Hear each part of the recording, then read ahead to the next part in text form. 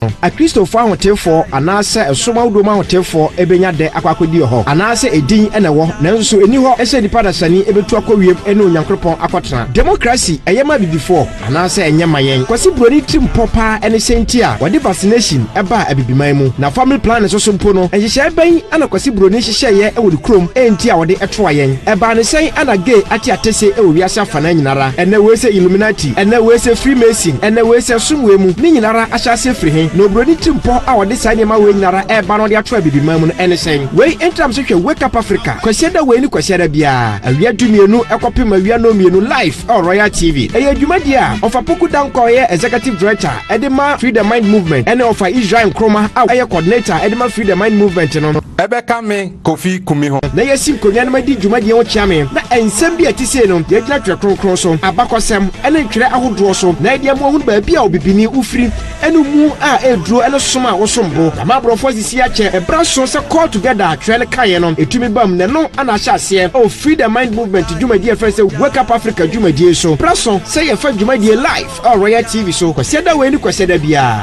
awia dumienu kopim no mienu na ya jo so adwenche na wasemmisa ye ano e dia ma wake up Africa abibiman moma yen sore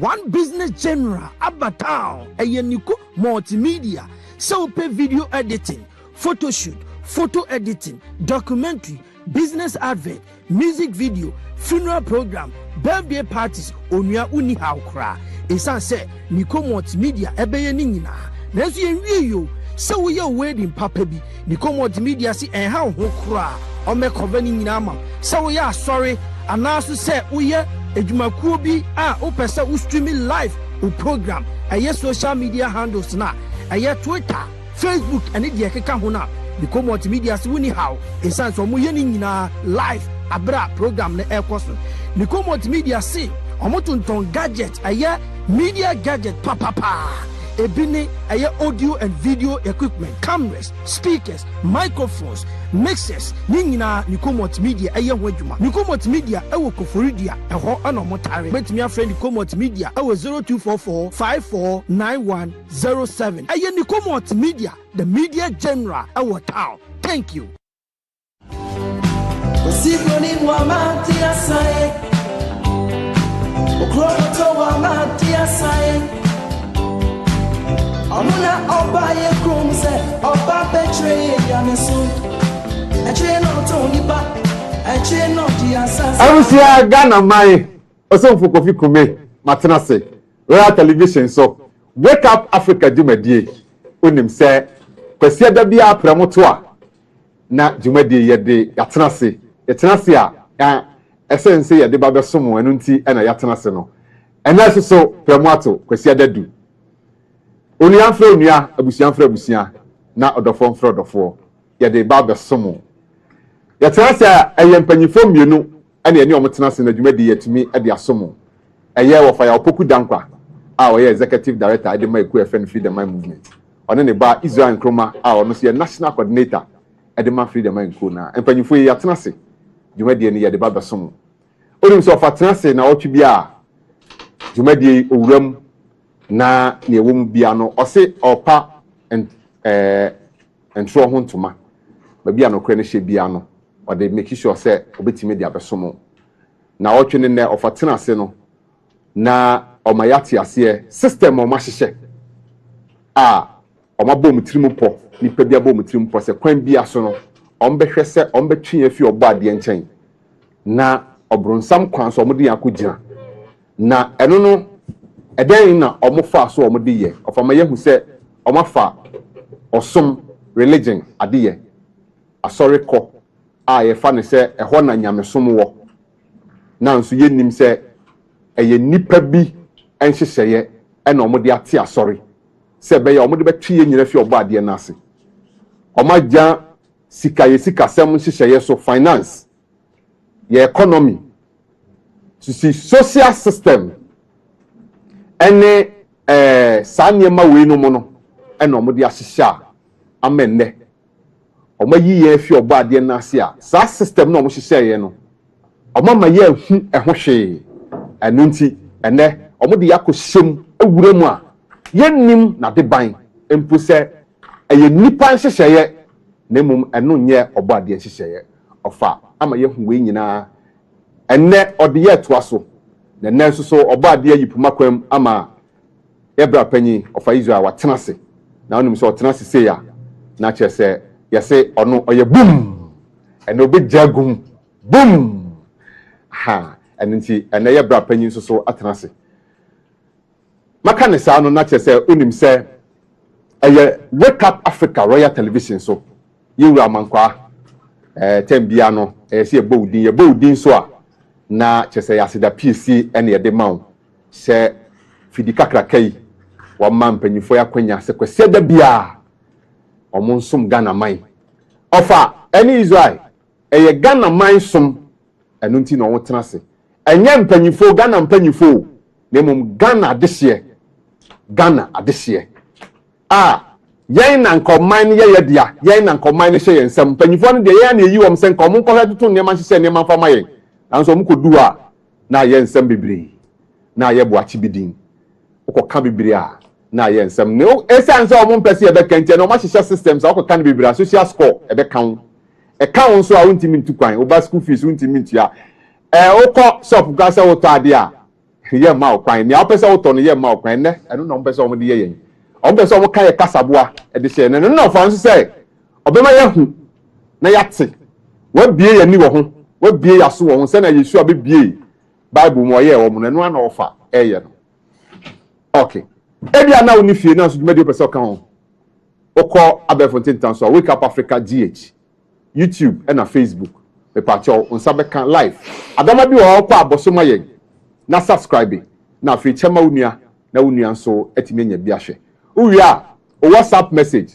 text message fama me matena si mekenkan di amount number ne 0206 519335 0206 519335 okay makane say wie ne yɛ companyfo no ho na yɛyi omadi abusua yɛse mofa nkyame yɛse okofa yɛnchi aseda ka me yafa aseda bi adi na aseda we nka me fadi ya ka me nya asɛm kɛseɛ pa madaroma ɛyɛ Free the Mind movement Zion ladies empanyifo ɛnyɛ Zion ladies ko ni nyina o Zion ladies ɔmo executives empanyifo na ewo mu no Mama Africa ɛna yɛ ɔmo na ano ni odi ɔmo anim ɔno di Zion ladies no makuo ni nyina busua ni nyina no ɔno da ɔmo no enti executives na ewo mu no ɔno ana san ɛda ɔmo no na ɔse memfa aseda PSC aseda tenkyerɛnkyɛ aseda bundon menhwɛ na memfa ma ɛyɛ Zion ladies executives no memfa ma mo ano nti sɛ ɛnɛ Kofi Kumi Zion ladies executives mo teme ne na mo teme nka na mo hwɛ me wɔ Royal Television afidie so a na yɛ mo nyina mo na no ni Mama Africa na sɛ memfa ɔde fa me so na me de aseda PSC ama mo nyina executives ni nyina sɛ moyɛ adeso adefɛfɛ ade aboro so kyɛn so mo amunim na papa nso so onim Israel nso so enim moyɛ ade na sɛ ya na yɛhwehwɛ sɛ ya na yɛpɛ no sɛ da ne bra no no mobɛtumi ayɛ adeso adefɛfɛ ɛte sɛ na te sɛ ɔbɔ ade nhira no na akoso ne mo atena nhira no ne mo betena mo fie mo ma mo yere ma ware ya nyina no bɛyɛ nhira na abamadwuma so abamoma so masetena mu nyina no ayɛ nhira Mama Africa sɛ memfa aseda PSC mfama mo ɛna me nso so me de nhira ataya to sɛ mo fie tena bia ne mo ade yɛ nyina mu no ɛnyɛ nhira ɛda wo nyina mase koforia ɛndo ayi be PM and Mr. Anderson. Okay. My begin some about here, Mr. Anderson. Oyo Fantini. Ne. Owo Osino. And papa penyimu na near fikama. Ofi Osino by. And unti Mr. Anderson.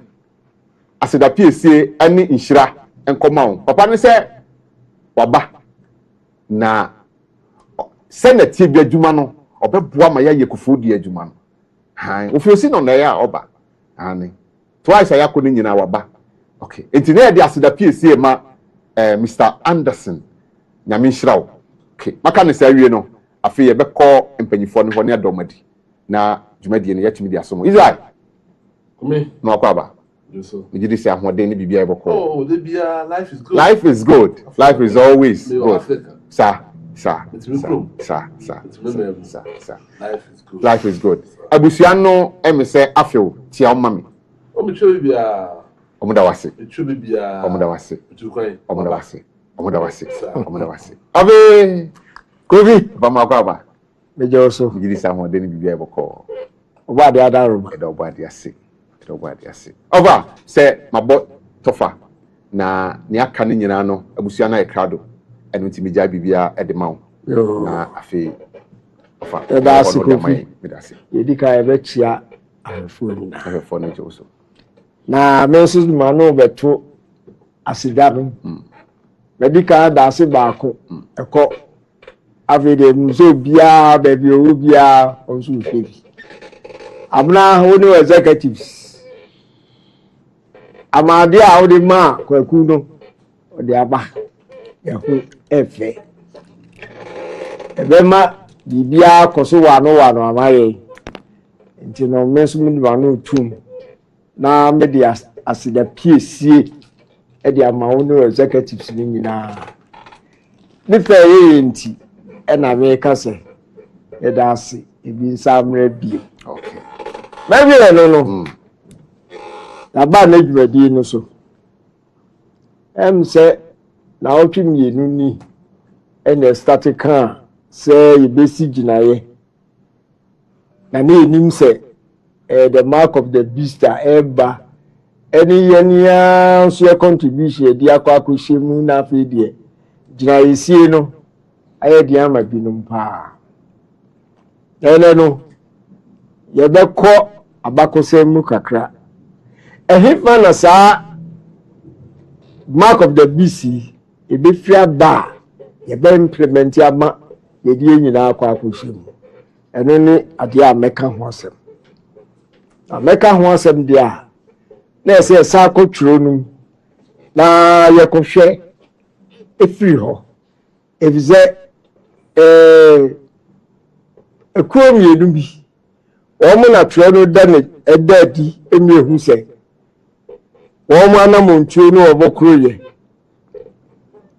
ela disa mark ebe mi ehu emreku a ebeba na fe ya start say implement book of Revelation emi ehu 2 beasts or Revelation chapter 13 na sa 2 beasts no na ohe abrofu ya omo ya no muye church books ye videos no 2 beasts no omo se ba kun ye the false prophet oti na so fi yin pa na ba ade see beast the beast I heard no call prophet beast in Bible prophecy e jira my kingdom and as authority e jira no call false prophet I say a chief beast the false prophet ya ko to what me lake of fire mover then a beast akoye nti ene no e di perfect ho na fi nkakra abakosem ba mi ahu da bia back of the beast no the implementation no e be free aba nti no me ya kan no say wie no ko bi ya first picture okay your first picture no abodi eda so no the 2 beasts of Revelation 13 pacho sa picture no mo fan to some for my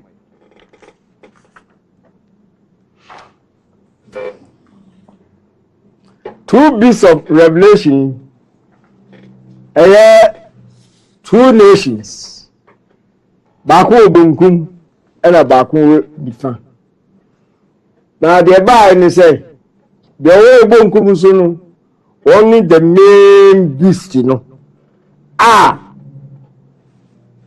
obabi na tiso or driver ena de own fan so no yes so horns mienu like a lamb and church muni 1798 Napoleon Bonaparte opagya ni mu Kofi ye ba ye ni say Osman General Betia amoko Rome sabe na Vatican mayo okay Rome ana ko sizi Pope Pius VI ye no yi ni fisherman ring ebubu no na chere say ye tu ade so na Rome akra mount na ha ye exile do akọ France na abekọ akọtra and onye pope biem as far as ye concerned nti ekobae na sabe no a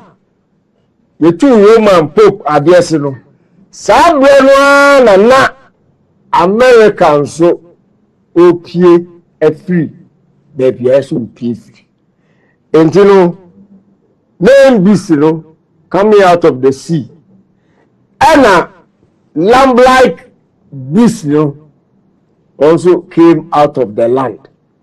Adinti amija we nyina no enchechemu no ebeba amiate ehwase. America rising no na echese asase opie so no ekoba se ehonu no any history bia of a previous civilization. Ebeka ya America emra Roman for starting persecution, religious persecution. Ena omu nyina ya se ne ombe tukwan ne omu afi asase so. Enti omu bebe pie America nyina no na eti se Catholicism a chesi omu nti omu ko accept omu ye Protestants, freedom of religion. Nti empe se beba betra. Enti oba to Red Indians no omu na wa asase so. Ena de ombe de omu ye omu kunkum omu ena omu je land no. Enti you say coming out of the land no, coming out of the earth na say ni say a whole sparsely populated enipa bibiri ni ho sa.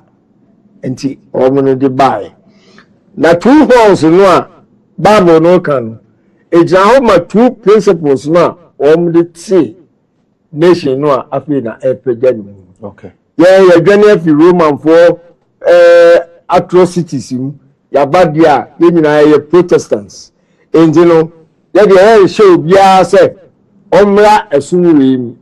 Enti no freedom of religion medan no baako. Okay. And the other one here republicanism, civil liberties obia woni fa akudi. Okay. Enti sa two principles yi and on the America. From the America ne sa no let's say akwa ti say onu ena say oba na de wa hwe ase no onu oba begina ho na wa ye de obeye bia asama wo asabedi ewiase so enu nti eni nya two beasts of revelation. Next picture no abodin no eye Earth's final warning. A new world order is coming. America in prophecy, page 9. What first picture na to some for me? Okay. Yo, picture no ode to so no ye kan ode so amobehu. I say Earth's final warning. America in prophecy. At this point, another symbol is introduced. Says the prophet, I beheld another beast coming up out of the earth, and he had two horns like a lamb. Verse 11. Both the appearance of this beast and the manner of its rise indicates that the nation which it represents is unlike those presented under the preceding symbols. The great kingdoms that have ruled the world were presented to the prophet Daniel as beasts of prey, rising when the four winds of the heaven strove upon the great sea. Daniel 7:2. In Revelation 17, an angel explained that waters represent peoples and multitudes and nations and tongues. Revelation 17:15. Winds are a symbol of strife or strength The four winds of heaven striving upon the great sea represent the terrible scenes of conquest and revolution by which kingdoms have attained power.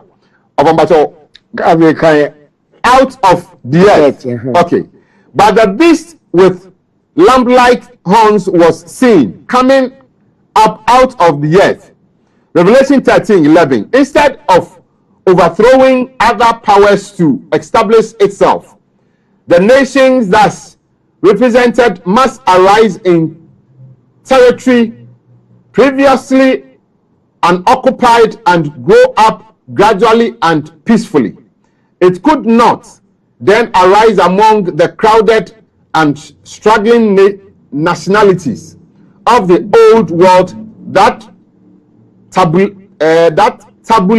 turbulent sea of peoples and multitudes and nations and tongues.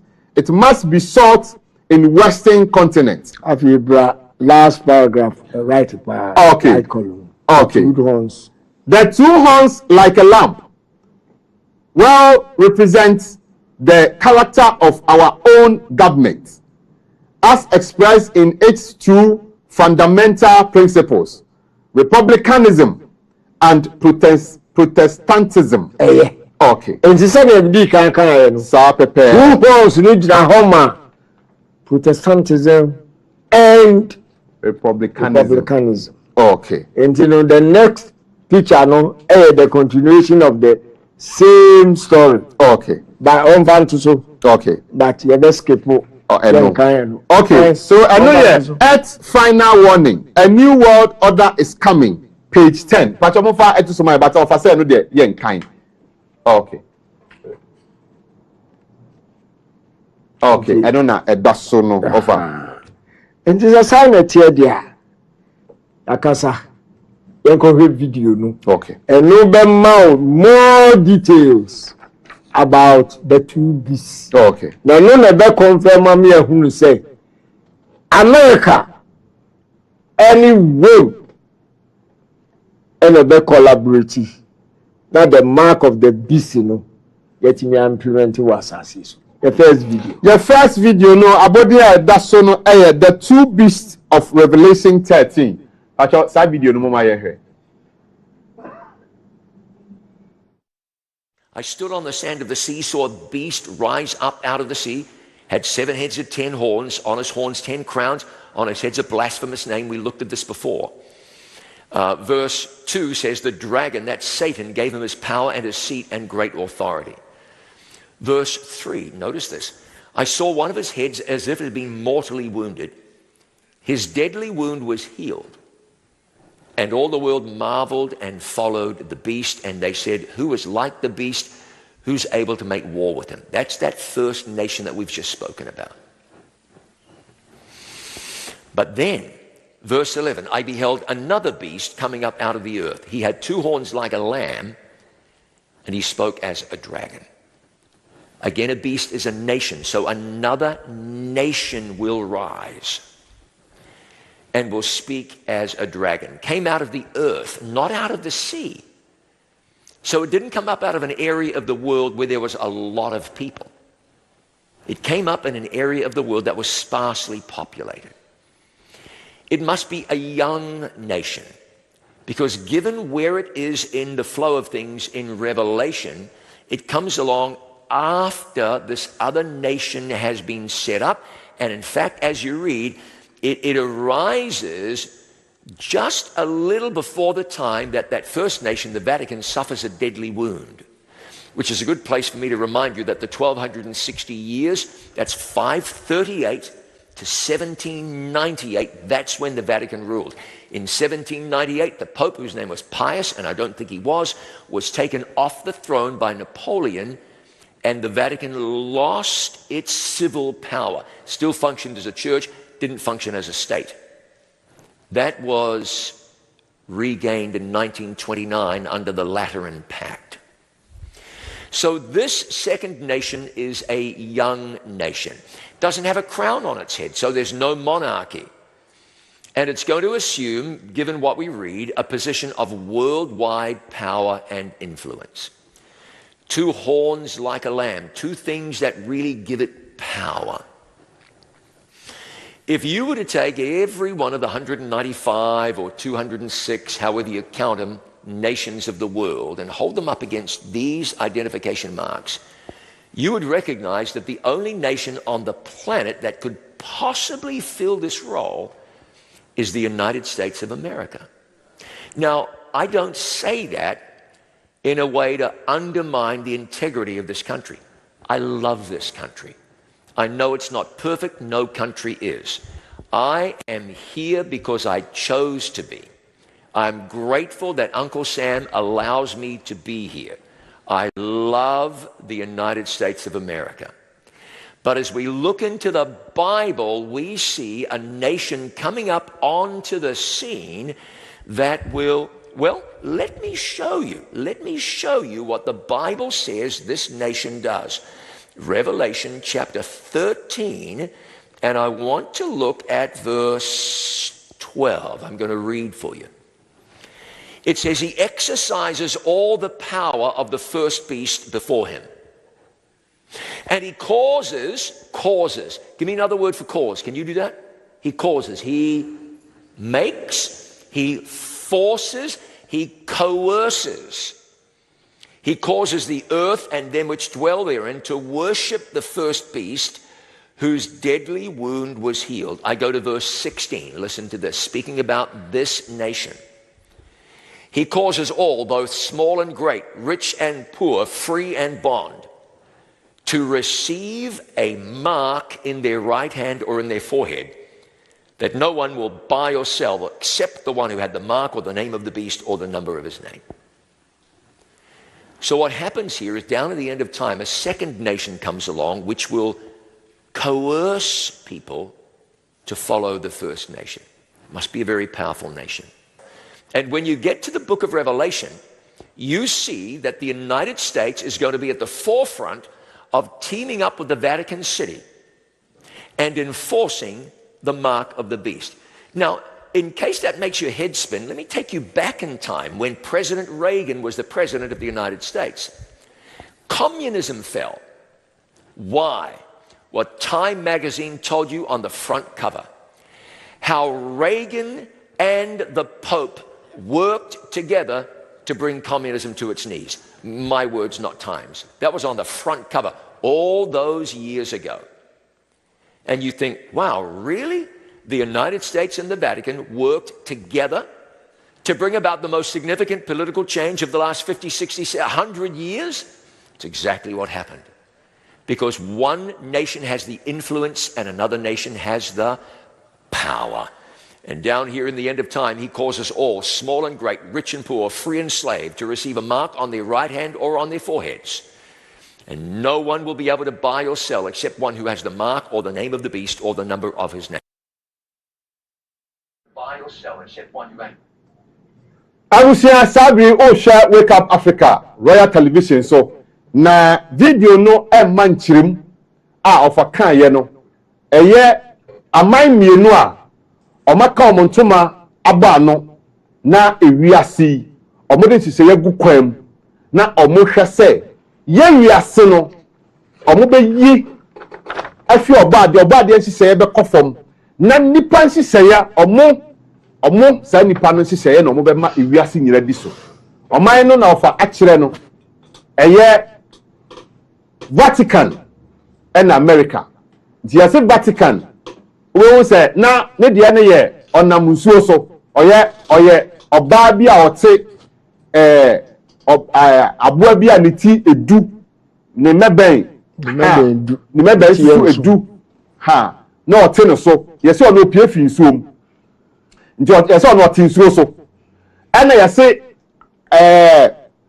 aboa bi a ono so Nedi kan opie fi nsuom de toso mienu opie fi asasim de toso mienu opie fi asasimu no aye ono so ya America na ni nyina kire se yesi ono no ba bi asase na opie fi ye na gese opie fi asase a na ho no enipa eni ho enti ho no na obi eni ho a wa dominate ho no kai ni tokwasam ni ho ti ono na ko fa ho no pe kwan bi no kekere ho e na odi pejaye enti yesi na o meba mienu ofa kire sa man mienu wei ɛna aka ɔmo ntoma ba no a ɛnɛ wiase nya yehu ni nyina no ɛyɛ ɔmo enti ntietiemu na ba begyina ma yehu sɛ America yɛse ɔbɛpɛsuadi ɔbɛdaadaa nipa anaasɛ du baabi a ɔbɛhyɛw dan na ɛkɔ so America du baabi a ɔpɛ sɛ woyɛ nneɛma bi a na ɔbɔ ntrɛne hɛ na deɛ mba gwato so wɔnya na ɔyɛ na wenum na ɔyɛ du baabi nso a na ɔde by force then ɔde yɛ Iraq for by force na ɔsesa troops ko bu ɔman nim monko na munkum papa no nti then ɔde yɛ Gaddafi ɛyɛ America no enti ɔman no ne dwumadie ɛna ɛkyerɛ nipa ban a ɔyɛ Bible na kyerɛ saa aboa no ɔbaayɛ no ne nneɛma a kwa bɛfa saa na dwuma ne nneɛma ɔbɛyɛ no wohwɛ ewiase nyinaa ɔman a ɔbi saa dwuma no ɛyɛ America ɛna ɔman nso so a ɔrepresente nea ɔno so na ɔte so aba ɔte nsuo so ɔwɔ nsuo so ɔcontrol nsuo ne ade no ɔno so yɛ Vatican ɛno ɛna video no ɛma wahu na ɔfa nso so ɛkyerɛkyerɛ mu ɔba pacho enti video no mu no na kan sɛ Vatican ɛne America ɛka ɔmo ti bom sa ɛne ɛde communism ɛbɛhwiase enti ɛba Time magazine yɛka ɔ video no mu sa ɔmo ka next picture na obi nim ɛde cover ne ba na ɔso wahu what sɛ ampa saa deɛ ne si yɛ ɛne yɛ Time February 24th 1992 Holy Alliance pacho sa picture no fa to so mfama yɛ the video no ka no ɛna ɛwɔ hɔ yi President Reagan and Pope John Paul II no planning how to bring communism down. Still I only satisfied about graphic in Ghana there. Okay. Next picture no abodia edaso no Daily Graphic 18th September 1996 Pontiff Reagan rocked communism book alleges pacho sa picture no ajasam sa America Vatican collaboration no eno ana person edaso no na me eko school no susua no aye ko school aye kire yade no e ma ati ase say United Nations Second World War na ba yenti ene edi ba say edi aso bi ba wiase teacher ni bia wo kire sa di bia wadi tro ese school for nkola no boom cause we nsua ade yi ena ade ba enye no kweda yes of am be tu agu yani okay enye no kweda say Second World War nti ene edi United Nations ba say edi aso bi ba na sa na tie dia Rwanda ne entokwesi o Tutsis and Hutus no in the 90s no sabe na United Nations any order that ofa na ho ala omo tran omo ayeku 1 million people enumpo tribesmen of one country just o maybe na better share omo omo na Liberia wo ho sa na netie ofa na United Nations wo ho Liberia Chancellor peja ni mu no Fernando Santos as one bi na no to copy fi Sierra Leone ni nyina na United Nations ni ofa na wo ho Javier ba ni say enu na eche o say United Nations ya anti ama say ya sunje ba we say First and Second World War they Jesuit for agenda so wo mo be hwe na America ebeba be dominate wiase senior collaboration no Vatican American collaboration no ebetimi edimu ebetintim akoso America a pursue sa Jesuit agenda no ama bibia akoso wano we any dientia First and Second World War by next picture na ba the kind sa story na mo bia tibi na je so fa botaye ma anti UN ba e mumu kura ne ye se ntokwa sem ne o hausem kura be ba anti na o mo she that ye oh okay The Secret Terrorists by Bill Hooves page 68 to 69 sape channel fanto so enfama yen okay The Secret Terrorists book no na ekura me no That book way. Yo. I kind the pages of 68 to 69 of Amaki Baby na hona ye kind. The last paragraph. The last paragraph no and the no left side no. I say after World War I, an attempt was made to set up a one world government and the League of Nations was established. Senator Henry Cabot, Lord Senior, prevented the United States from joining the League of Nations. The Jesuits plot to create a one world governing body from which they could control the world was stopped only temporarily. This part of the Jesuits' plan had to wait another 27 years for a repeat performance when the Second World War would result in the United Nations.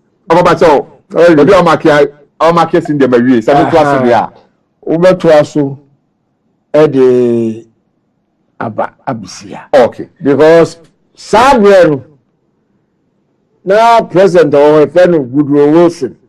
Now none is special aid. The friend of Colonel Mandela House won't go so that. Okay. And so Colonel. I don't know yet. Woodrow Wilson, right hand man. Now who about the kind senior no describe Colonel House? Woodrow Wilson no. Emphasize America. There's all kind of book. I said before we look at yet another reason for the purposes delight in the First World War, let us look briefly at President Woodrow Wilson. Wilson was controlled and dominated by Colonel Edward Mandell House. Wilson said, Mr. House is my second personality. He is my independent self. His thoughts and mind are one. Charles, okay. Yet also, also for 7 long years, Colonel House was Woodrow Wilson's other self. It was House who made the slate for the cabinet, formulated the first policies of the administration, and practically directed the foreign affairs of the United States. We had indeed 2 presidents for one. Super ambassador, he talked to emperors and kings as an equal. He was the spiritual generalissimo of the administration. George Viereck, the strangest friendship. Okay. Viereck says on page 106 to 108 that while Wilson was running for a re-elect in 1916 on a platform of because he kept us out of war, House was negotiating a secret agreement with England and France on behalf of Woodrow Wilson. Okay. Into your next picture. Your next picture no abodi no the secret stories by Bill Hughes, page 70 to 71. Sa picture mfa so from my. The last paragraph. Okay. Yo, to also of a market, the last paragraph on the left, page 70 hono. I say after World War I ended, the Jesuits did not get what they wanted. Woodrow Wilson and Edward Mandell House managed to get them the League of Nations, but it failed miserably because the United States did not join. Therefore, another war was necessary, a war so devastating that the people would cry out for a United Nations. This was one of the goals of World War II. We will look at this and other reasons for World War II in our next chapter. Jesuit agenda no na say ɛsɛ sɛ yɛtumi de ntɔkwa yi ba na America bɛ dominate wiase na America tumi bua Vatican na yɛtumi set it up what we have to set up to be able to control the world and only the Revelation 2 BC now carrying out. Now the Bible said 1912 and I can demand the house or true book be of an administrator of an Indian troop. Okay, dear you see any Peter Drew. Now the woman said, they created a United Nations body after the First World War. Sanya America be losing its sovereignty at the League of Nations, no? Obe dominating or obe rule the world through the League of Nations. That's when I say a court ma American Congress ratify no man ya into anti-biamba into na say it's me train Emma another war a samba. Then you call Paris peace meeting after the First World War.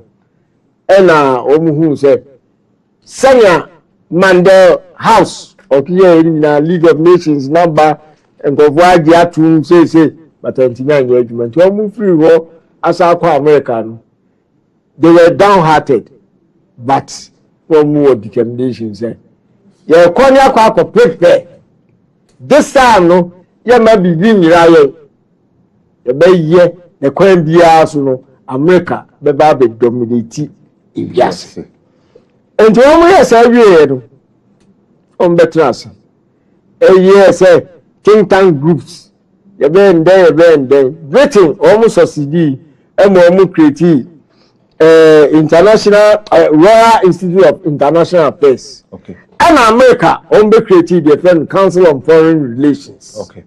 Say, woman be share na we yasa ye preparation na Second World War be ba na fi nsusu die no e be bam na dia dominate na chese yetimi aye lomba no be 1921 and a Council on Foreign Relations no by can Mandela House na incorporated in 1921 you be hear two short videos be about the history of Council on Foreign Relations. Second video no abodi adaso no from the inquiry to the Council on Foreign Relations. The part of that video no mama ye. So almost starting think tank group of the bar near friend the inquiry. Now the inquiry no Anna Woodrow Wilson didn't 90 years senior was selected about 50 best brains in America. Okay. You must start enough a young brody BBC. Then to be from dominating bias. Okay. And you know a batch in a society in the different Council on Foreign Relations. Okay. Yes, I could. Videos. Okay. It's more fast video no more video no.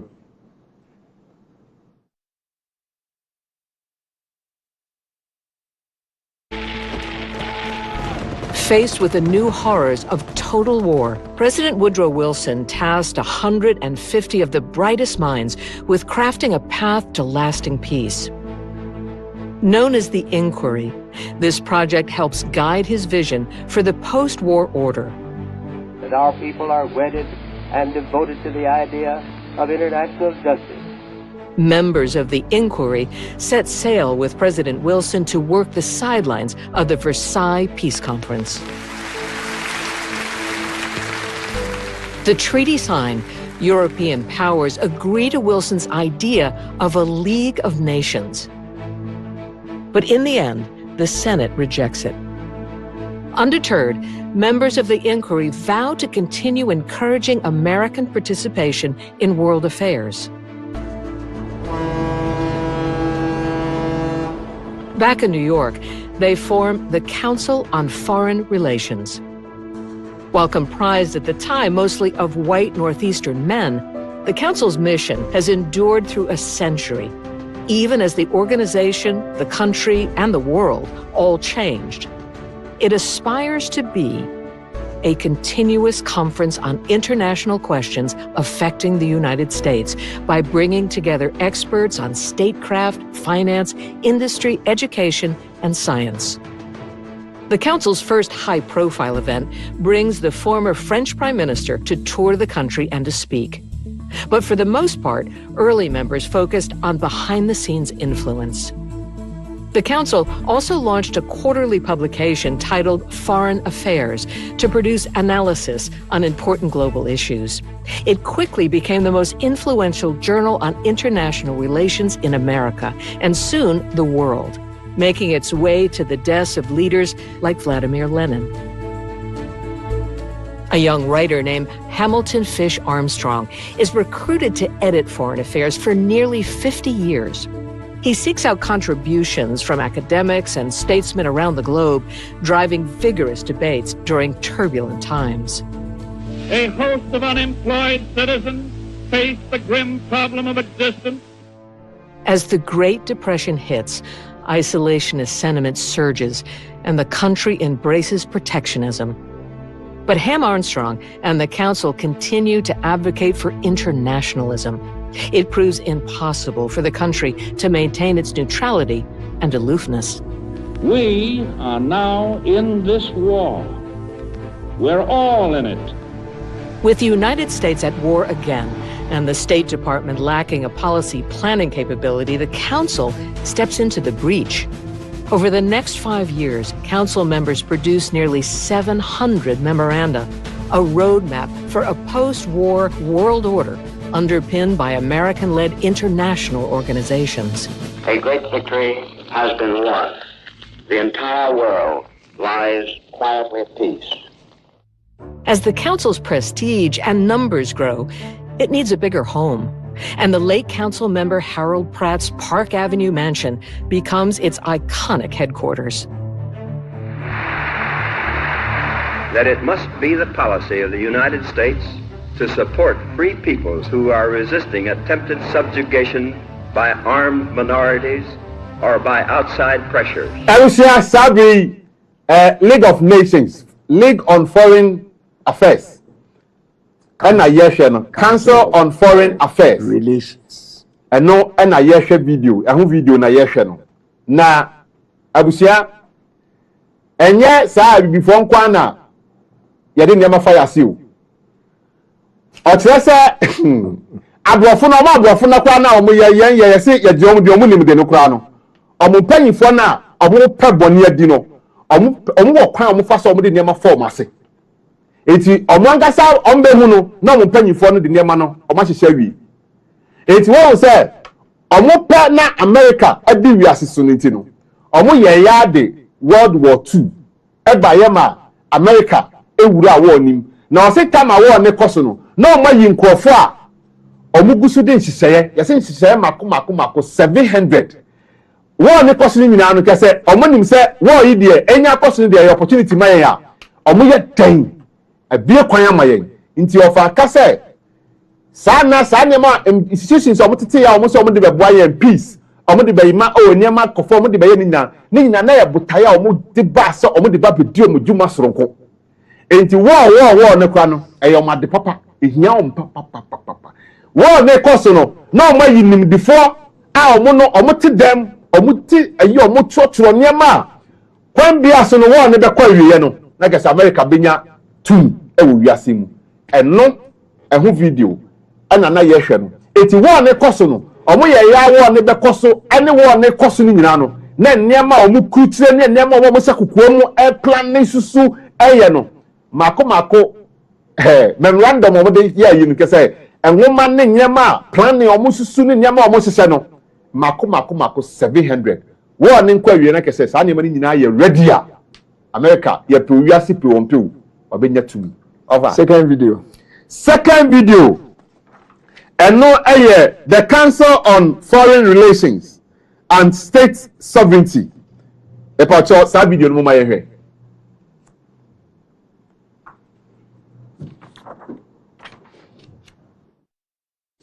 Being the Council on Foreign Relations. We have the Council on Foreign Relations. Their goal is to maintain and gradually increase the authority of the United Nations, as they reported to the Congress in 1959. And it was formed by Colonel Edward Mandell House, who was considered to be President Wilson's brain. And he said that he wanted to build socialism as dreamed of by Karl Marx. So this founder of the CFR wants to build world government, and communism and socialism as dreamed of by Karl Marx. And in Town and Country magazine, I mentioned that publication again, really gives us a lot of good conspirator insights. Says that the CFR, the Council on Foreign Relations, has long sought to influence U.S. foreign policy. And we have another member of the CFR, Professor Mortimer Alder, said that we must do everything we can to abolish the United States program of the Council on Foreign Relations to build world government. In 1984, Foreign Affairs, the Council on Foreign Relations magazine, we have the former UN Secretary General and Kurt Waldenheim write, as long as states insist that they are supreme arbiters of their destinies, that as sovereign entities, their decisions are subject to no higher authority, international organizations will never be able to guarantee the maintenance of peace. So this thing, as long as we have this idea of national independence, we're just going to keep having wars. We've got to get rid of sovereignty to bring about world peace. And this is an important thing to also point out, is he talks about states. Now today, and this is on purpose, we think of states as subdivisions of a larger government entity. And that is by design to make us think that states like Utah or Colorado, Washington, New York, whatever it is, are subservient to the federal government, as opposed to the fact that the founding fathers set up, these were independent nation states. Think of the state of Israel as an independent nation state.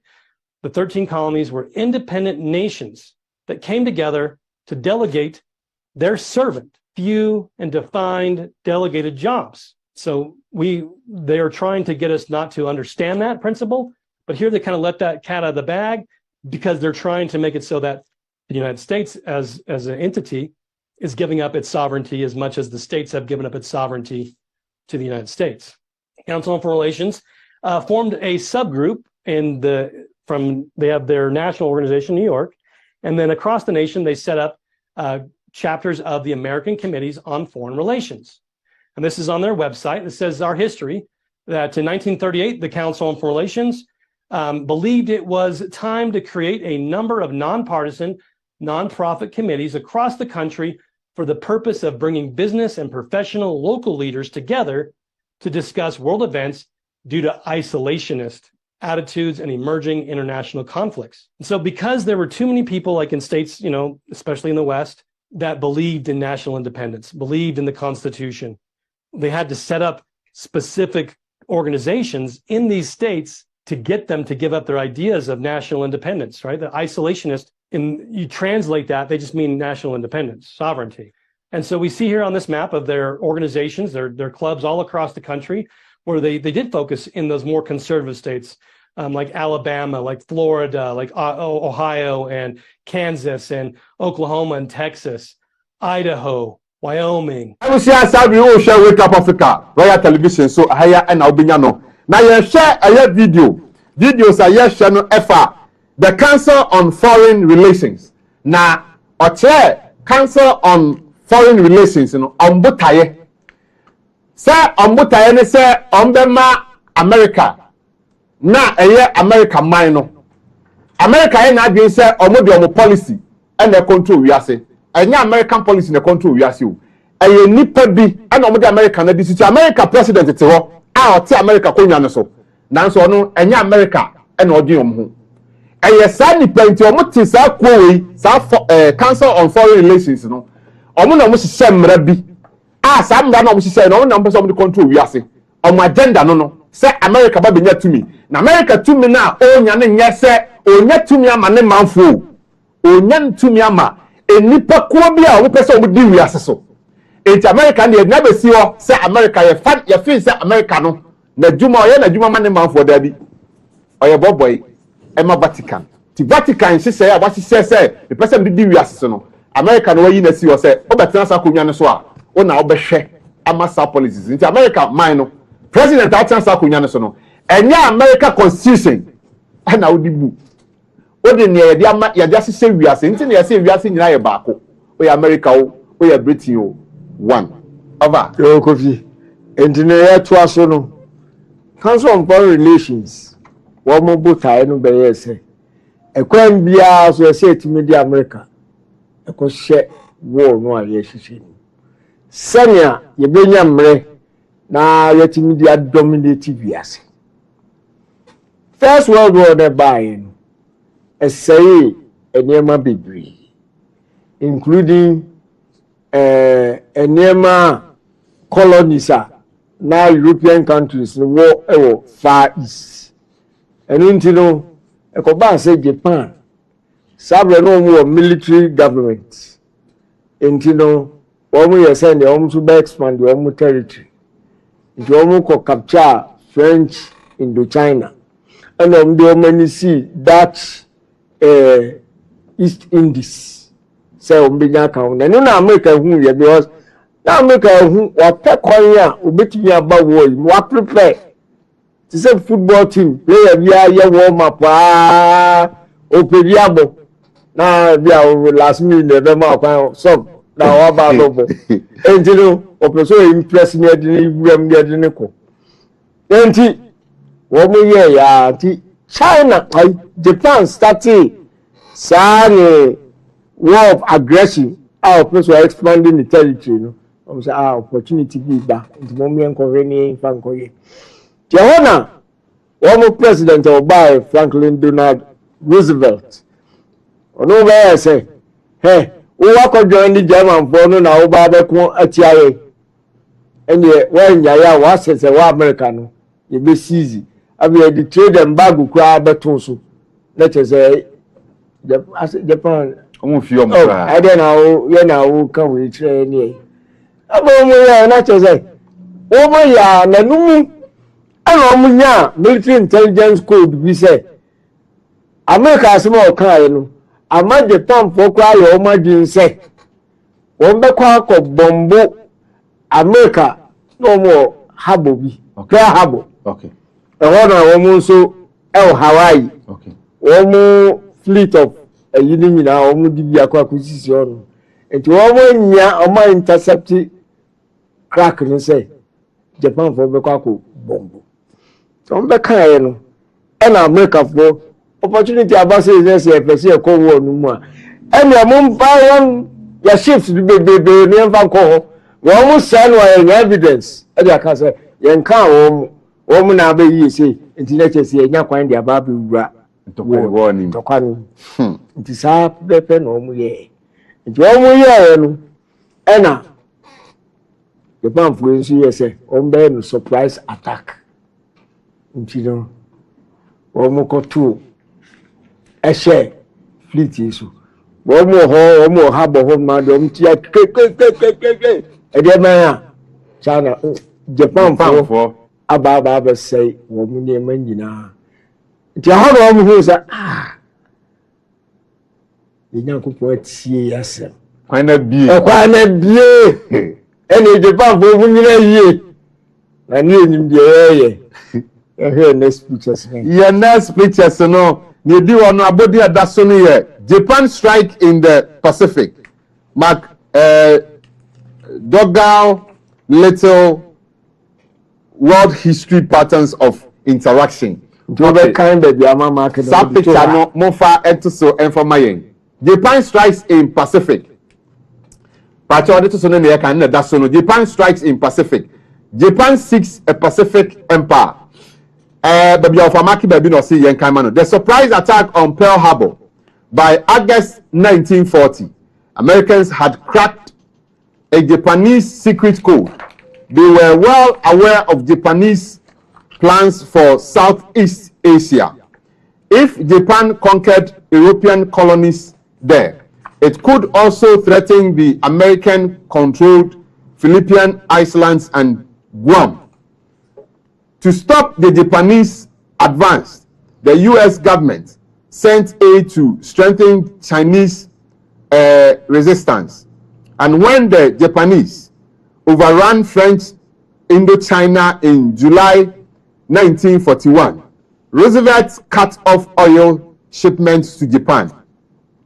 Despite an oil shortage, the Japanese continued their conquest. They hoped to catch the United States by surprise. So they planned massive attacks in Southeast Asia and in the Pacific, both at the same time. Japan's greatest naval strategist, Admiral Isoroku Yamamoto. Mfanchami Osemamoto. Also argued that the U.S. fleet in Hawaii was a dagger pointed at our throats and must be destroyed.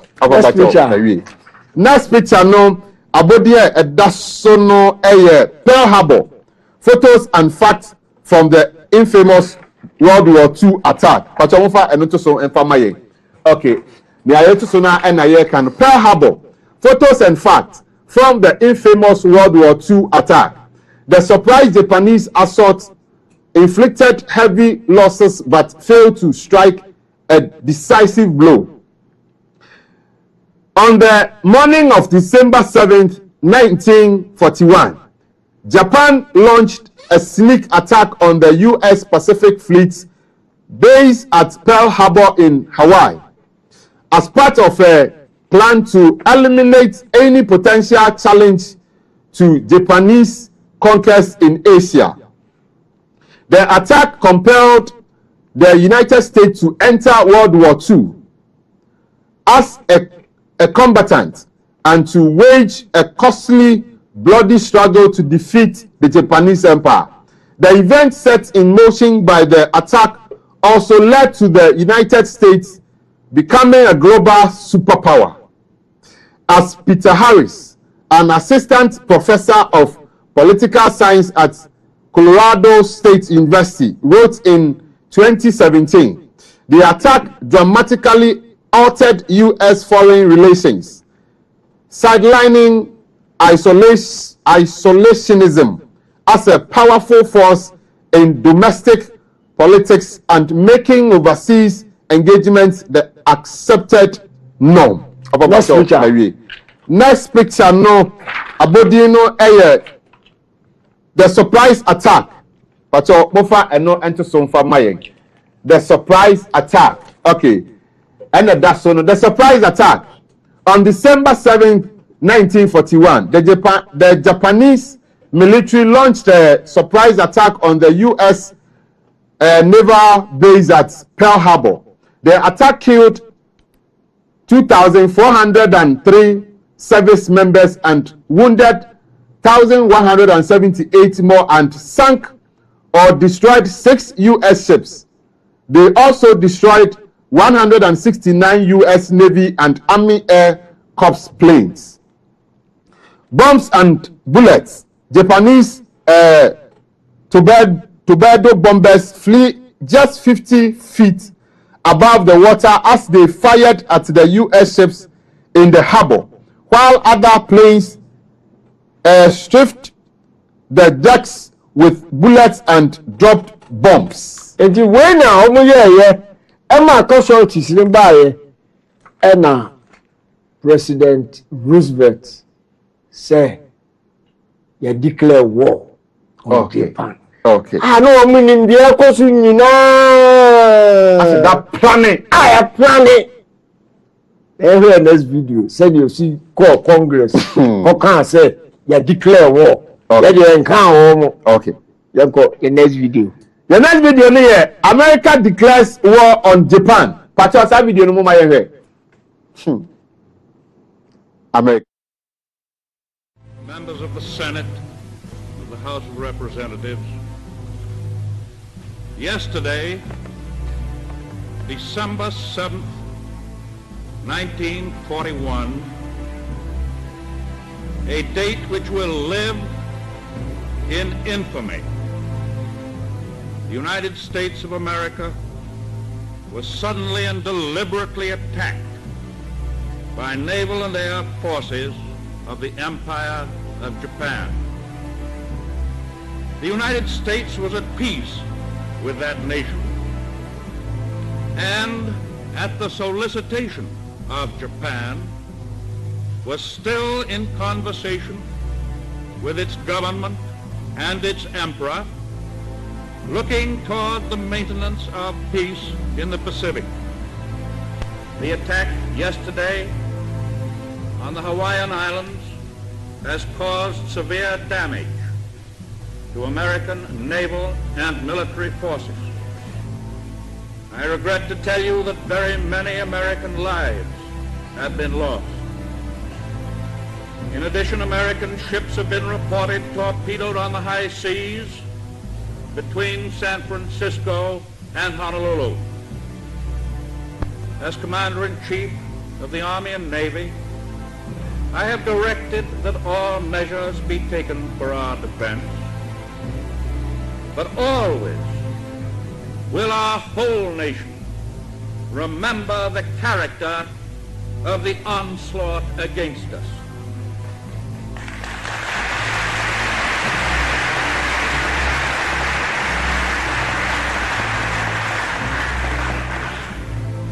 No matter how long it may take us to overcome this premeditated invasion, the American people in their righteous might will win through to absolute victory.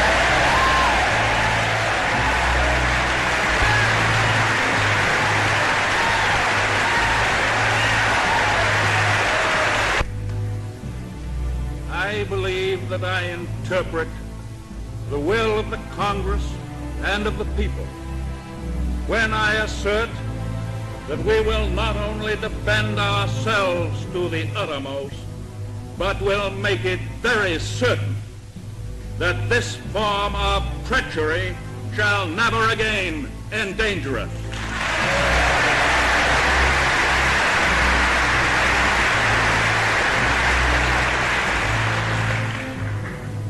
Hostilities exist.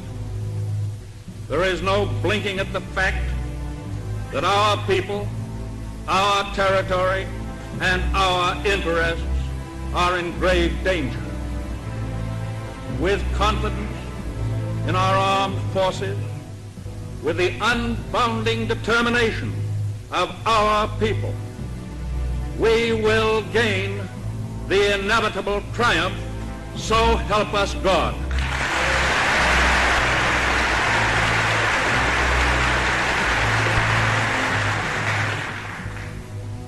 I ask that the Congress declare that since the unprovoked and dastardly attack by Japan on Sunday, December 7th, 1941, a state of war has existed between the United States and the Japanese Empire.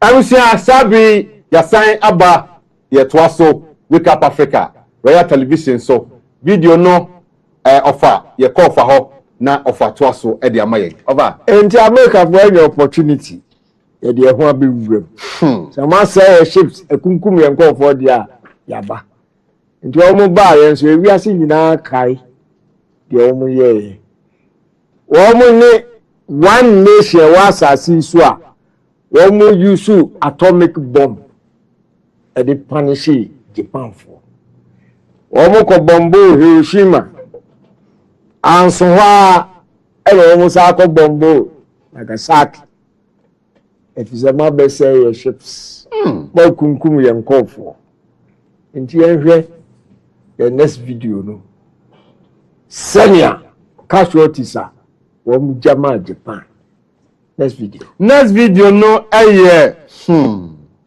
atomic bombs of World War II, Hiroshima and Nagasaki. Pacho, what's that video my here?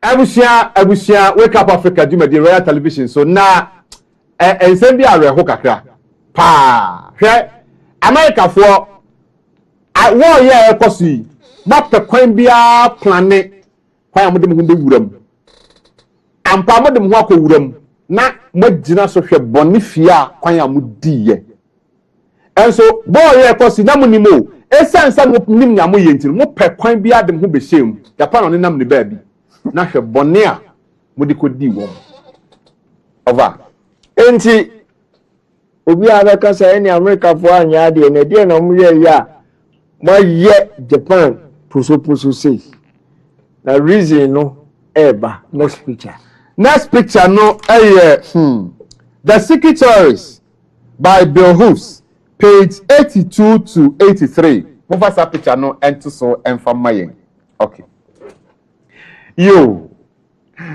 The Secret Tourist answer na enti ema America on kakono bi no fight kwanya sabia de ne wo ko wura mu na otimi ko to so Japan so ko ye nyiramansam sa adi Japan ye Japan no ye no mpato mo mayenti e.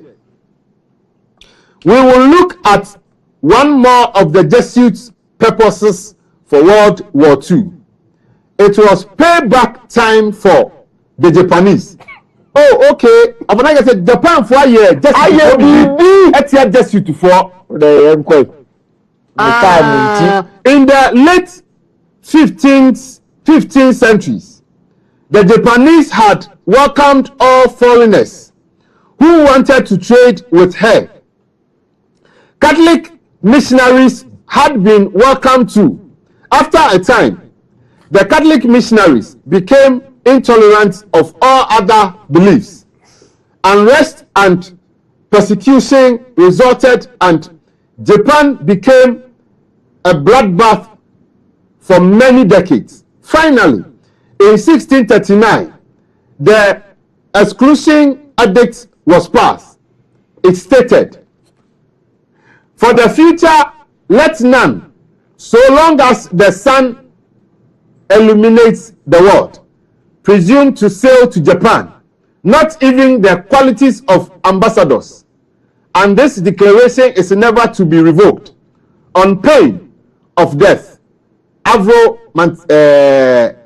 Manhattan. For nearly 200 years, the ports of Japan were close to Jesuit missionaries. Now the entire bar and the last video just 2 minutes. Not quite the entire a year Jesuit what they say you pay back time for Japan. Yam woman, yam woman, it will be last the video that was video not was yet. The Emperor of Japan. Why the Emperor? I say, why the Emperor of Japan buried Catholics and Europeans in his empire? There is an ongoing war against anyone who resists the power of the Pope. And this war is directed by the Jesuits. This war is not waged openly by the Jesuits. The Society of Jesus moves in the shadows. They infiltrate and get others to do the dirty work of assassination. If armed conflict is needed, they use the army of one nation to bring a disobedient nation to its knees. The Jesuits would do that very thing. They were very intelligent. They're still very intelligent people. What they would do is they would infiltrate. They did it through economics, through the merchants. They would then come in, start teaching. They were very wise people. They would then infiltrate not only into schools, but they then would infiltrate into local government and then rise up to higher government officials. We find that repeatedly in the book by Avril Manhattan called Vietnam, Why Did We Go?, where he talks about how they followed this exact plan throughout Southeast Asia. They did it in Japan. They did it in China. They did it in Korea. They did it in Vietnam. They did it all along the Pacific Rim. Well, eventually what would happen, you would have created Catholic cities where all the people in towns would become Catholics. Well, they would then try to put their Catholic ideals onto the major religious populace of a country.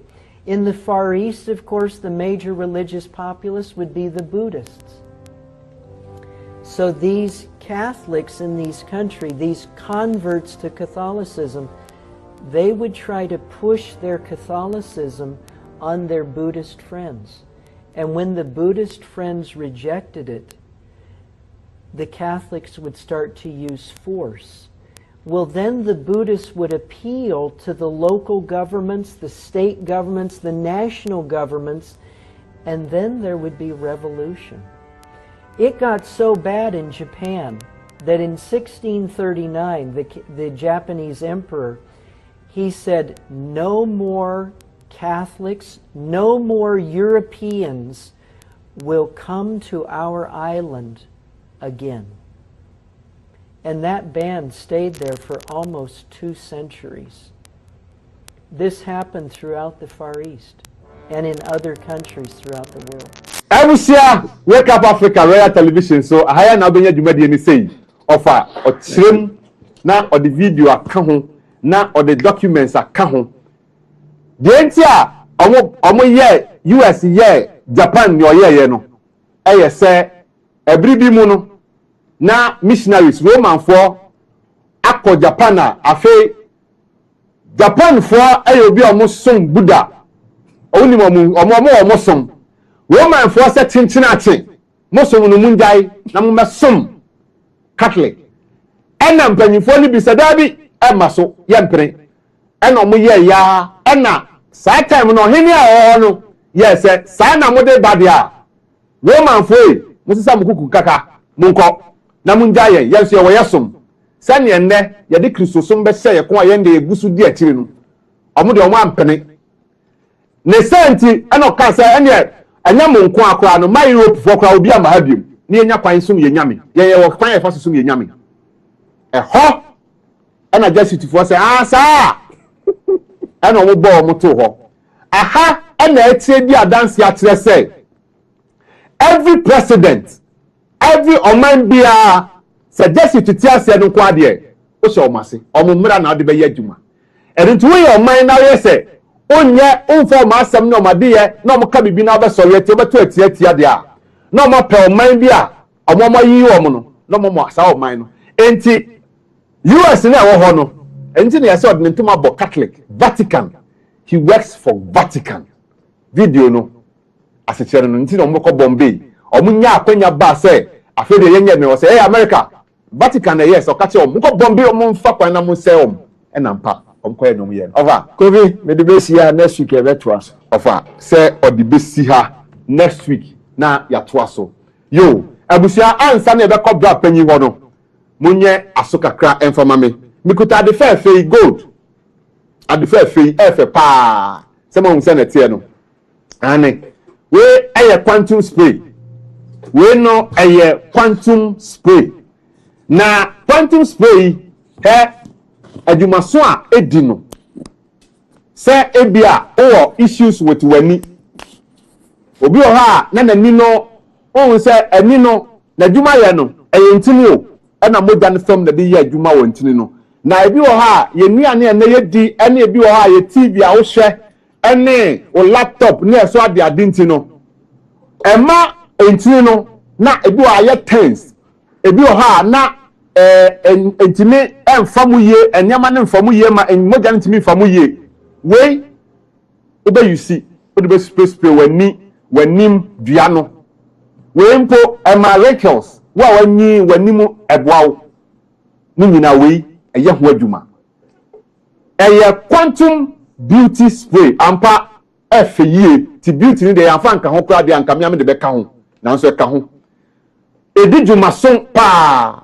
se wo obi a wani ewo problem we empo onu aduane na se bi aduane no wonya ni a obetimi e de spray so ebwa ema se be ya emuawa unim say your environment no eboa prevent emuawa wakata so si o kama aha we ebi abofra kura ho ayesese a we otimi de bigugu ne ho kama na abofra no kese ne ho hye no na ekofom baby a wo Ghana mantua bia no boya prum boya homem 0206519335 0206519335 ofre ya baby a wo bia Ghana mantua ye di gbebrewo na say na tia mi bie so biom wow ha na wo bie so say na tia quantum nankasa da yinum bottle wem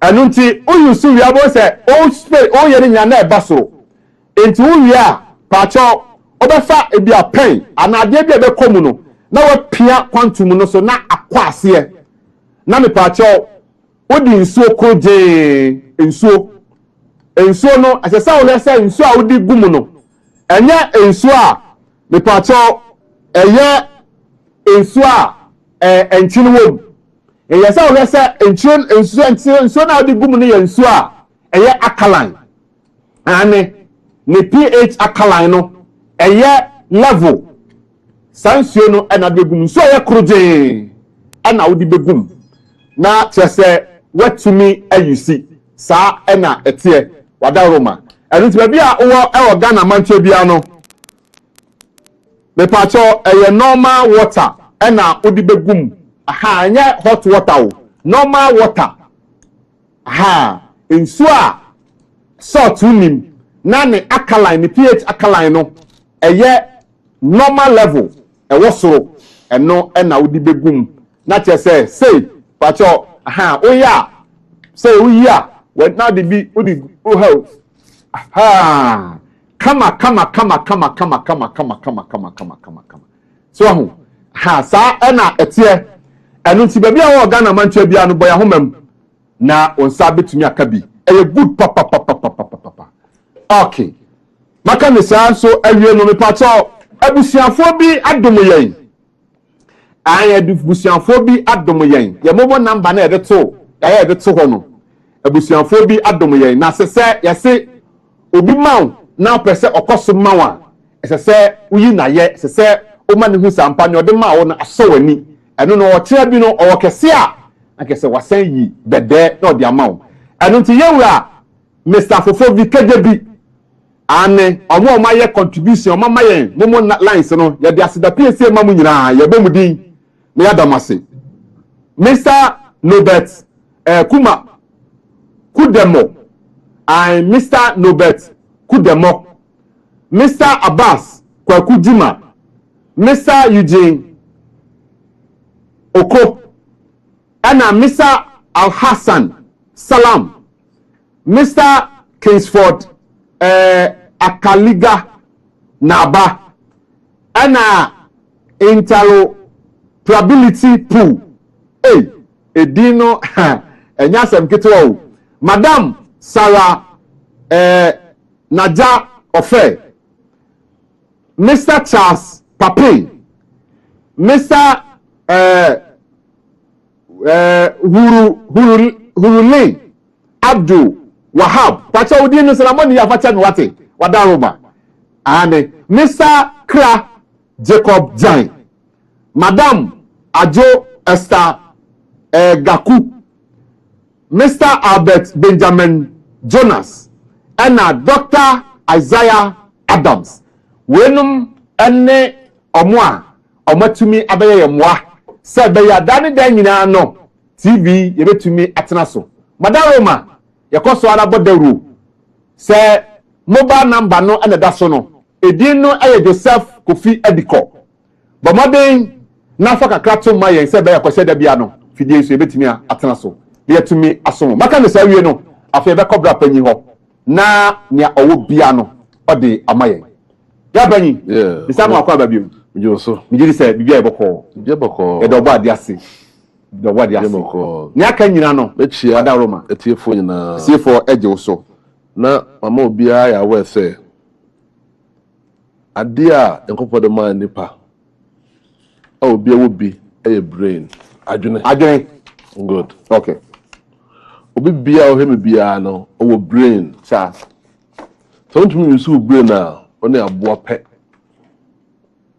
ntumi use wadwene a one aboa pɛ okay eno ntine nipa ne wo aboa okay enti yakopɔ mo adwen sɛ fa dwene na ade a broni no hu yɛ sɛ obagye wadwene no ɔgye wadwene wie a ontumi nwene biom ontumi control eno ntino ɛna wo hɔ no mo a yɛsɛ akwa no n'adwene asɛe sɛ wabɔdam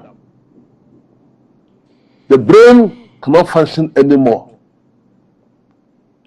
nkɔpɔ bɔɔyɛ no brain no adwene no ho hia paa nti no ɔde etikwankora ɔde hyɛ mu na ɔde enwi ɛfa ho ɛnyɛ easy to destroy the brain so brain say a wadwene ɛnyɛ adwuma bio nti wa wotie me no ɛwɔ sɛ hu sɛ wadwene ɛyɛ adwuma obi ka sɛ nkyerɛ wo a na nyi ntum kɛkɛ dwene hu sɛ woyɛ nipa wonya aboa na sɛ nkɔpɔn bɔ adwene no ɔde nneɛma hyehyɛ ho ɔhaide adwene no yie sɛnɛ bɛyɛ a adwene no ɛnsɛe nti yɛ ka sɛ mu no sɛ a abranteɛ no fine guy so n'adwene asɛe the brain ho atɔkye tɔkyima kɔkɔma sɛ mo sɛ wayi sanfoɔ ka sɛ mo sɛ wayi yeah okay hwɛ broni a ɔba Africa no ohun sɛ ɔmfa tuo ɛma me ha yɛn ɔbaeɛ no okura Bible ɔde baeɛ ɔto ne ho de sɛ meyɛ missionaries ɔmayɛ cross to ɔmo kɔn mu ɛna Bible no ɛtara ɔmo bo ɔmo to nnwom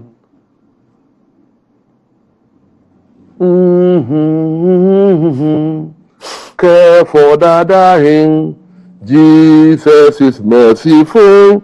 Jesus is obi din nyame ne pa o nti etu ne sɛ ɔmo sent nti wo sɛ me no ko a me dwe bɔne a me nkɔ ka nkyerɛ no ɔde ano ɛbɛ Bible we say ɔde tie the bow ɔde cross to no kom care for the dying. Jesus is merciful. Jesus is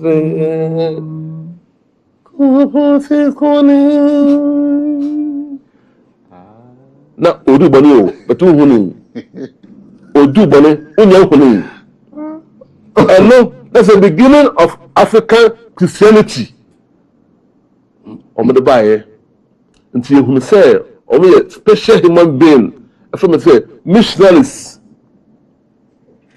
mo bae na mba no omo shara twa asem bi oba abru mu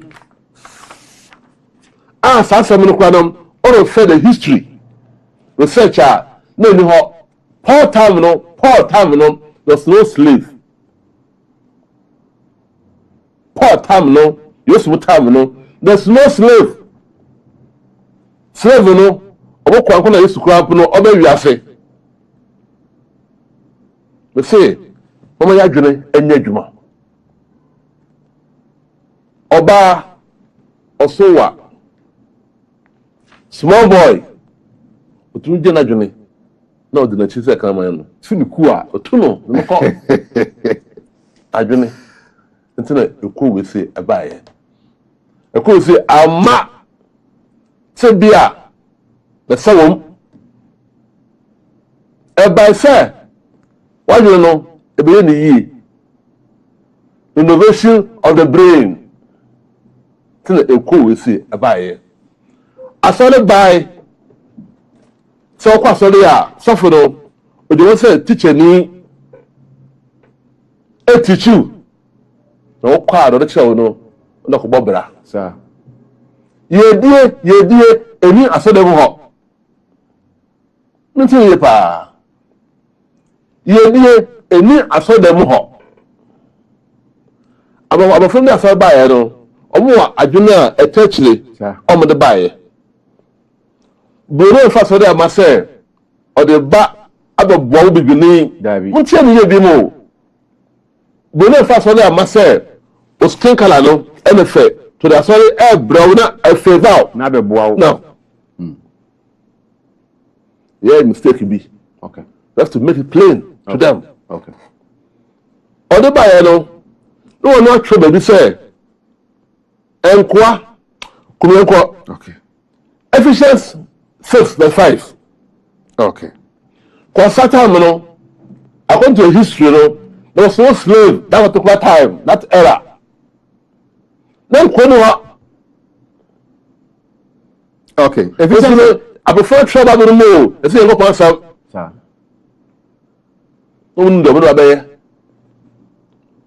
Omo ba no. Ekuto omo. Care for that him. Jesus is merciful. Jesus is upon his corner. No bro wasi. Aji so Di amano. And no, that's the beginning of the Christianity in Africa. Say no be no me call Japan for some. Yes, the customer chairman for. Ah, me to me call bon, fa ho de call Bombay Nagasaki. Sabla no pay for all that time no. No mo say asole no a weapon against the black people. No mo pay. So me Sabla no na yan pay for all that time no. Na asole no a slave. A weapon. A insult into one more ampere. Tabo first started say, "Omo de chain e go omo kono monsa."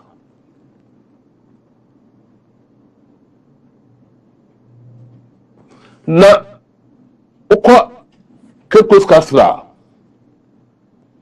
Maybe awe asoro no. Asie no na slave no omugu. Now we slave. That's all blow one see. You promo two, or be Christian. You chain for con and on sa. Do I cause one more? Care for him. Jesus is merciful. I don't know what to remember to be. Where to be? The jaw. The jaw say, oh, the jaw say, you have to chain no fan to hold you because why submissive slave. That Shabba Brumu from the buyer was serving now. Paul Aaron was started called slave that time. Ultimately, me into I said the one more. Now, Bruno, I can catch now what we slave, you know. Ephesians chapter 6, verse 5. Servants. Servants. Be obedient to them that are your masters. What it? Mumra will say, I shall slave master. I say, slave master. Submit yourself. Don't want to say. According to the flesh, with fear and trembling. So, any who are slave master, I say, in singleness of your heart, as unto Christ. That. Now, there I don't want to say, we are suffering country, me Israel. I will tell you. Ships from the bar. Now, ship biano, it would dear a go home. Wait for my dear. France for my dear. Spain for my ship. Obi already on the buyer. Portuguese for my ship. I saw a crew also at a car. No church say, girl been tea. Yeah. Now they try. Yeah, who are none of your master. Obika church say, Asantine Nyansa. Sir. On can't be a can ask them. It's a kind of colonel. I'm a ship in a banner. I'm not sure ship will be Jesus. We saw Santa Maria. Book will say, okay. Everlasting life from thought to reality. I feel like we say the entire almost say Jesus is coming. He is coming. No, now a slave to know the ship no call. No, omo ship no say the Jesus. no koye nti okobi wa mo brado they are on a ship number sign found that until you see Jesus call obesan the fire no omo the Bible will say no that woman na ship no ya hwe ho Jesus of Lubeck Santa Maria Mo Maria Santa Cruz omo din ko na go ho nti before no na enti din da tim say din no any ship no ni din no nti asem o baka che na omo de fa ship de koye no e ko na ya bre omo ka say no na ehu no sa ho no the ship of Jesus Santa fire call the ship to come okay okay yo we book of Adiama Yenyi everlasting life from thought to reality. Nipa ocho ye Abba Benami. I say had any good shepherd shepherd Jesus. Sheep we didn't know. The DNA go know the good shepherd Jesus. In 1562, 1564, and 1567. Thank you. Sir John Hawkins carried cargoes of slaves from their native Africa to the West Indies and the Spanish Main. Several English noblemen, including Queen Elizabeth, had a financial interest in this voyage. Good business. The tonkwa of black market, slave market, the tonkwa. The sponsor chair. Several English noblemen, including Queen Elizabeth, had a financial interest in these voyages. The trade was a violation of Spanish law, and ultimately Hawkins was attacked. One of Sir Hawkins' ships, the Jesus of Lubeck, ship no. One of Sir Jesus of Lubeck. Yes, one of Sir Hawkins' ships. The Jesus of Lubeck sailed to the ports of Guinea and the West Indies in the years 1567 and 1568. The ship's name was changed and called the God ship Jesus. The Christianized peoples of the Spanish Main associated the ship's name Jesus of Lubeck with biblical history and said that since Jesus was doing such good things. Jesus a good pa so or mo kwa mo botomo mo be di mo tin mo mre mo da hwede mo da hwede mo nso no bi ha de chene go mo kono nsa e ho de sa Jesus no mo kwa wa ho to bebre mo be dwale ha mo dwale so mo de asamda de mo be to yempanifo no adwene mo tie. The Christianized peoples of the Spanish Main associated the ship's name, Jesus of Lubeck, with biblical history and said that since Jesus was doing such good things for the poor, then Sir John Hawkins, in transporting African peoples from the African continent to the New World, indeed was doing a good thing because these people would become civilized in the Americas. What it? You know, Buamo, more Yapasibium, a more sandwich, coke, for America, who, but the swimming bill, but she suit until no, slaves no, in an animal, Omana J, Omana Fabro from as a papa, actually, warm. How many people know, say, ships a bar Ghana, no, a bar Africa, no, near a ship beer, near Fenu, ship the good ship. If you go to Castle, they will tell you, as a from a Samana, and you can know what Daddy Munko, and Christianity mum, hey, just way, no more. Na pasu now, obey Bija. Declaration of troublesome voyage of Sir John Hawkins to Guinea and the Indies. The Copo Press.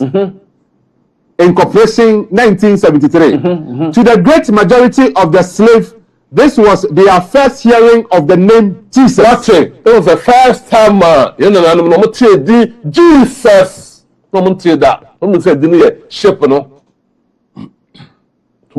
Ship no. Jesus.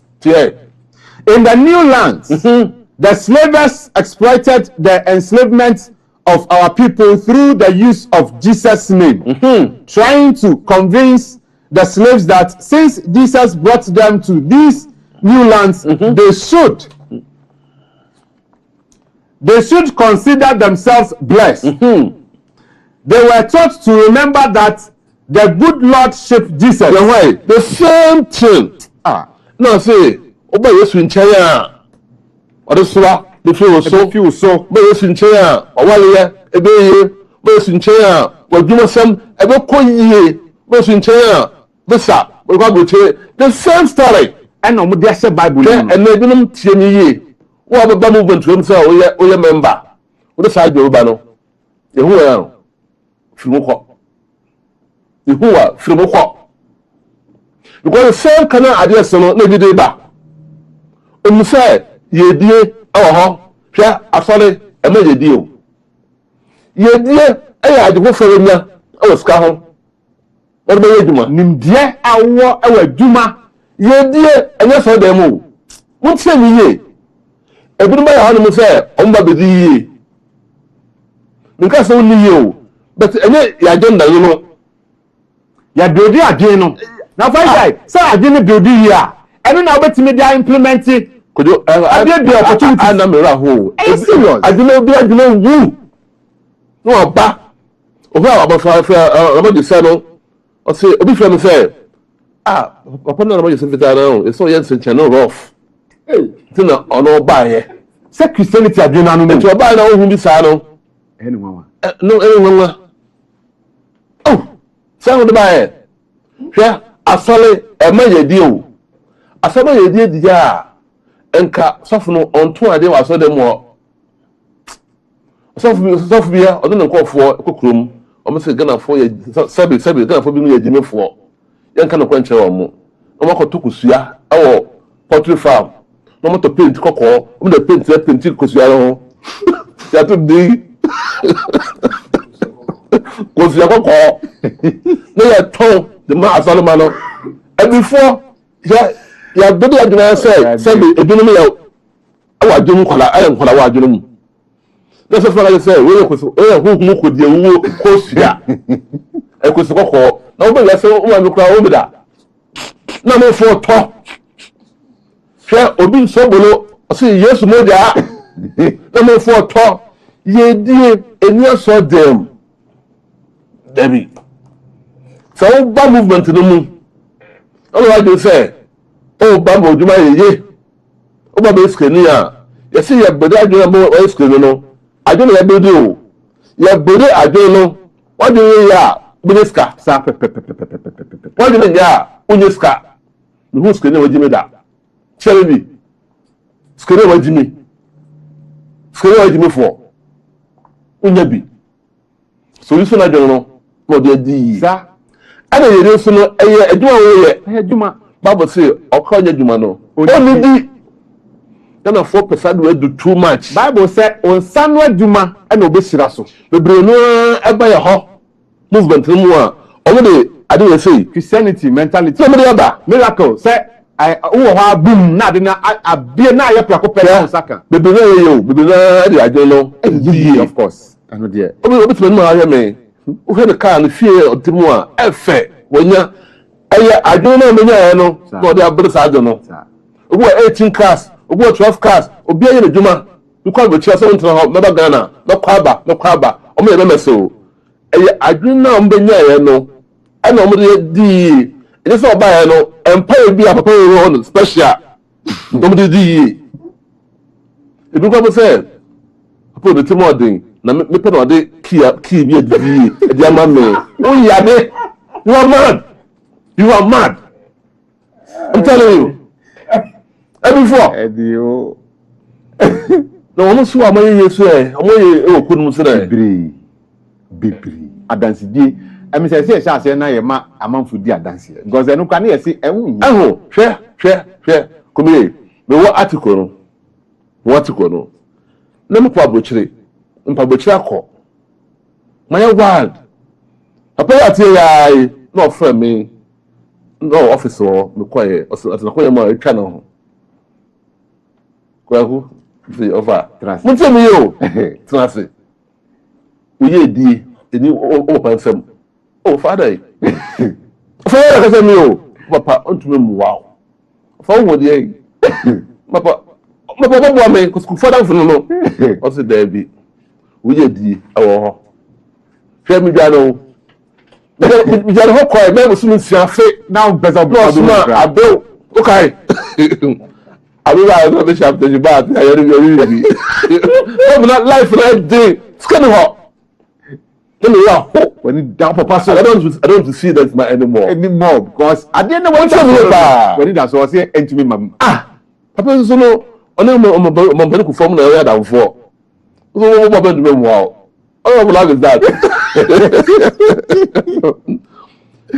yeah osmai say me hwem la mo kwaye no I say o be de be say o pade say me sua nimdie sa nimdie na mo sua no be na maka kira wo no nti wo pa fa pa ko wo pa o tumi mo wo da nature no nti sa we adie awo ho hwe nimdie o fa ka bi o yeah me kwaye no na msan baaye ntumi enya no ho da afedo betan na ase betan na ase we na ase up to date ene no bi nfiri amadi woka samutu omoka abocha me ka be kono hom gonu mo no hom bobo film ho de ko pontumi ya no ndie no ma peke wa building ndie no so wo ba ko ponche say wo pesika dia unya jirimdie no ndie no so wo building ndie na wo be ya djuma ya tieme mami bi owo kuma se ni kun ko bobo sia e bi shop ka sia pa edemano provision shop e ma no ko fa e ma tu so maboa no ni kun tu ka so kwa djuma me ko kwa na ma me safa na bible se motu o ka che get se mo hwe yi o me kwa sori aba na frema bi mopa to bokuma se empaibo ma me ne ko ni oja na juma no ho okay enti so kwa na gas no mulo no matia no ma che mo wia ugo tu hwe de guru obam na ma sanwia e de gu chance no mu o ma bo so kama o ma yesa kwa chire ena ma no ndakoso obeteki stock obepele we ya anwia obepele we ya sei ma me twahwe ye shop no egu say azori de ma ari azori tu aho me tama so ntra next week matwa so asofo a wo me one video so be ye dia okay very I remember you are okay last video no still remember sofo bia odigi collection or the talkers be 12 o talkers no o ma sofo no o che mo kwaso no bi outsiders no be say sofo so o talkers o de chaso o fa chaso de fo o se nko panga jenze asofo o mani hia tio nko panga jenze sofo no se asofo no o mani hia o so to ayo do to say o di fo oro beboa the video na okay still yima ye na afei why omo enya media nyame de fans na me ma omo but ehia for wa sorry me bwa man kan jom so mun di hia also for in all no watch cars basing 202 wo da che omo enya media nyame de fans na me ma omo but ehia for wa sorry me bwa man kan jom so mun di hia also for in all no watch cars basing 202 wo da che omo enya media nyame de fans na me ma omo but ehia for wa sorry me bwa MC Asabi who shall wake up Africa do media royal television so ate come ate mate be say before message we feel this shape what think. Of course. When is our shen come? Yeah. Just for to all call her. Akodi. Ejuma sam. Our some. This our pako kamo dem to no. Oko pin na say. Thank you. Oso you want to catch you say di here. Oso we say that di here. Manuel si. Yeah, that's it. Ewusia sabi your time no aye bia ne sa nanso ye be koso ye be ma kwan be ye we 5 minutes into ye be for message ye friend saying phone in kakra na busia phone no so a kire o ma adwene na fe ya fa messages no enti ye nko eye ne di kan ye ba ha say no eye YouTube your message you know I say at good soul I say welcome brethren. Okay, and I went so Peter I say please help us understand the war on Iran offer. I say more please help us understand the war on Iran offer. Hello Udini Papa Ofrefi. Hello Udini Papa Ofrefi. Okay, I'm say when Timmy and Yanswa moment to Francis Opoku. I say wisdom has spoken. Those with ears, let them hear. Greetings from Spain. Wow. Okay. We also Okasafi Spain. Okay. We are YouTube for moment day. I'm share on YouTube no. I'm messenger. I'm de buy no brief pa. Okay. Yes, yo. Intentiam. Yambre na yabe.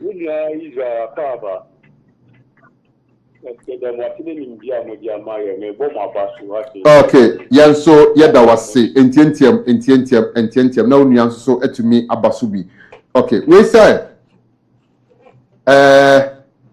say greetings offer. I'm grateful to how he has impact on our life. I'm Sam from Okuma. I'm shocked. Yeah, blessed offer for blowing my mind and I'm Sam from Inzama. Okay, yo. Hello, Dini Papa Ofrefi. Me pa cho yo ma oneso kakawa yetio. According to the Bible, Nyami obo yase no for the 7 days na bo yase.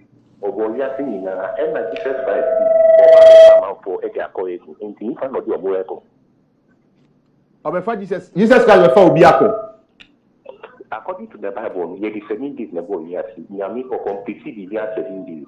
And to me, this says now, he says, you have a man for that point until the opportunity they do it. And to Nyami, to me, see one. Jesus never sees the honor for Jaman Papa.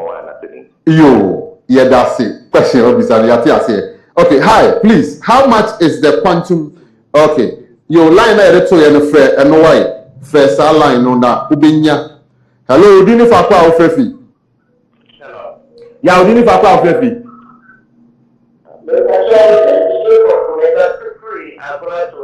Mi ba cho yeti o.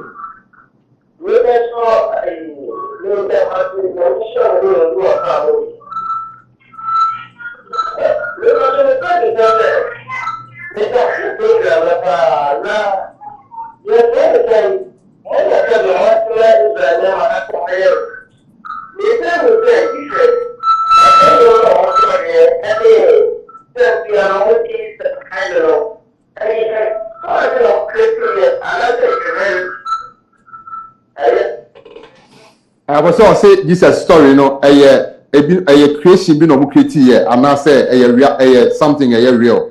Hello, Dini Papa Ofrefi. Okay, yet you.